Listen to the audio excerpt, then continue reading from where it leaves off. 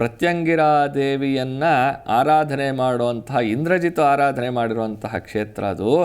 ಅಲ್ಲಿ ಕೂಡ ಅವ್ರು ಹೇಳ್ತಾರೆ, ನೀವು ಯಾವುದೇ ಕಾರಣಕ್ಕೂ ಫೋಟೋ ತೊಗೊಂಡು ಹೋಗಬೇಡಿ, ಇಲ್ಲಿಂದ ಬೇರೆ ಯಾವುದೇ ವಸ್ತುಗಳನ್ನು ತೊಗೊಂಡು ಹೋಗಬೇಡಿ, ಕುಂಕುಮ ಪ್ರಸಾದ ಮತ್ತು ದಾರವನ್ನು ಮಾತ್ರ ಇಲ್ಲಿಂದ ತೊಗೊಂಡು ಹೋಗಿ ಅಂತ ಮೂಲ ಸ್ಥಾನವಾಗಿರೋ ಅಯ್ಯವಾಡಿಯಲ್ಲಿ ಹೇಳ್ತಾರೆ.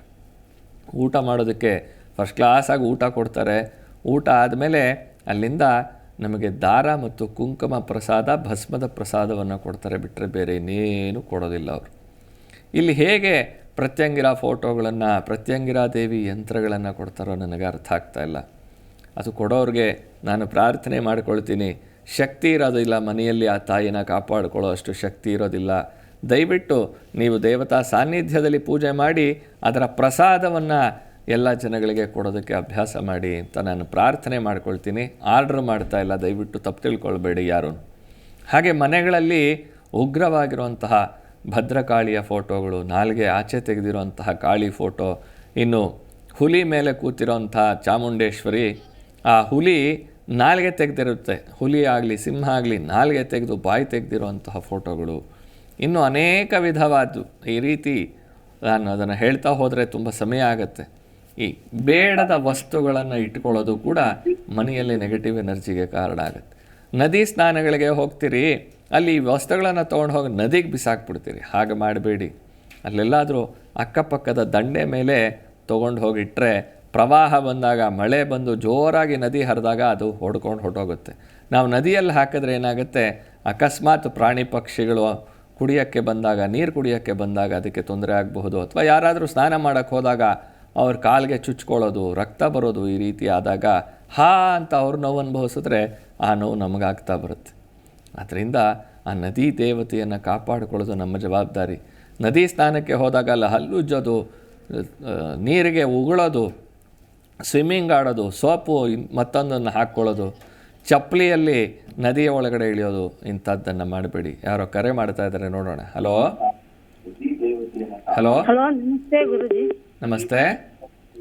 ನಾನು ಗುರುಜಿನ ಗುಡಿಬಂಡೆಯಿಂದ ಮಾತಾಡೋದು. ಟಿವಿ ಆಫ್ ಮಾಡಿಮ್ಮ, ದಯವಿಟ್ಟು ಟಿವಿ ಆಫ್ ಮಾಡಿ ಮಾತಾಡಿ.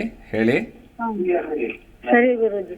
ಹೇಳಿಮ್ಮ. ಅದೇ ಗುರುಜಿ, ನಮ್ದು ಕೋರ್ಟಲ್ಲಿ ಕೇಸ್ ನಡೀತಾ ಇದೆ ಜಮೀನ್ದು. ಹಾಂ.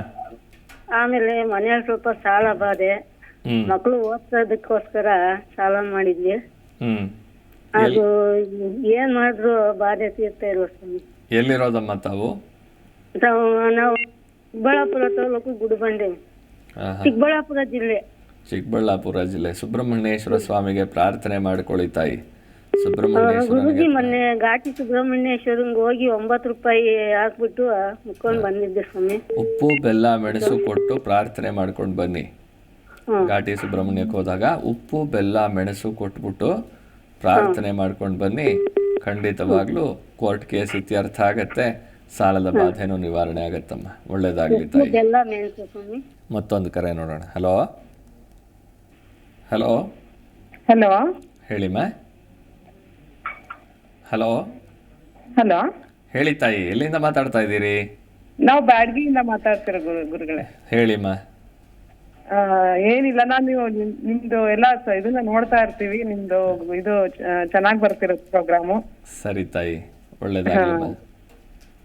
ಬನ್ನಿ ದತ್ತಪೀಠಕ್ಕೆ. ಇಲ್ಲ, ಗುರುಗಳ ಆಶೀರ್ವಾದ ಬೇಕಷ್ಟೇ ನಮಗೆ, ಅದೊಂದೇ ಕೇಳ್ಬೇಕಿತ್ತು. ಖಂಡಿತ ಒಳ್ಳೇದಾಗತ್ತೆ. ದತ್ತನ ಆಶೀರ್ವಾದ ಸದಾ ಕಾಲ ಇರುತ್ತೆ ತಾಯಿ. ಒಳ್ಳೇದಾಗ್ಲಮ್ಮ. ಆಯ್ತು ಗುರುಗಳೇ, ಒಳ್ಳೇದಾಗಲಿ.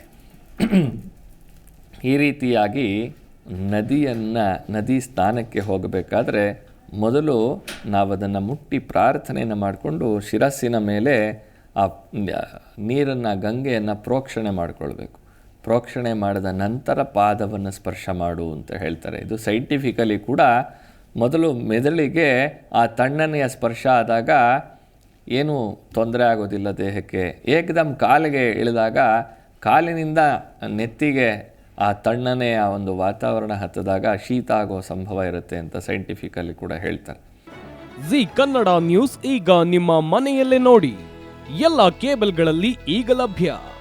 ಸನ್ Direct 292, Jio TV 1334, U digital 162, city cable 51, GTPL 17, Abhishek cables 821, rock line telecommunication 51, Shri Basaveshwara number 60, Vinayaka digital number 53, in digital number 896ರಲ್ಲಿ.